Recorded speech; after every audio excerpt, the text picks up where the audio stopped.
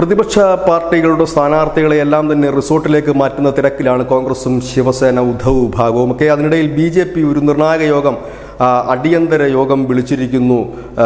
BJPയുടെ മഹാരാഷ്ട്ര ഘടകം അതിൽ വക്താക്കളെയും ക്ഷണിച്ചിട്ടുണ്ട്. വക്താക്കളോട് പറഞ്ഞിരിക്കുന്നത് യാതൊരു കാരണവശാലും തെരഞ്ഞെടുപ്പിൻ്റെ ഫലം പൂർണ്ണമാകുന്നത് വരെ ചാനലുകളിലോ മറ്റ് ഇടങ്ങളിലോ സംസാരിക്കരുതെന്നൊരു നിർദ്ദേശം BJPയുടെ സംസ്ഥാന വക്താക്കൾക്ക് നൽകിയിട്ടുണ്ട്. വക്താക്കളടക്കമുള്ള നേതാക്കളെയാണ് ഇപ്പോൾ മഹാരാഷ്ട്രയിലെ അവരുടെ BJPയുടെ ഹെഡ്ക്വാർട്ടേഴ്സിലേക്ക് വിളിച്ചു വരുത്തിയിരിക്കുന്നത്. കാരണം തെരഞ്ഞെടുപ്പ് ഫലം വരാൻ ഇനി മണിക്കൂറുകൾ മാത്രമേ ഉള്ളൂ. ഇപ്പോൾ തന്നെ അത് കുതിരക്കച്ചവടത്തിൻ്റെയൊക്കെ നീക്കങ്ങൾ പല വഴിക്ക് നടക്കുന്നുണ്ട്.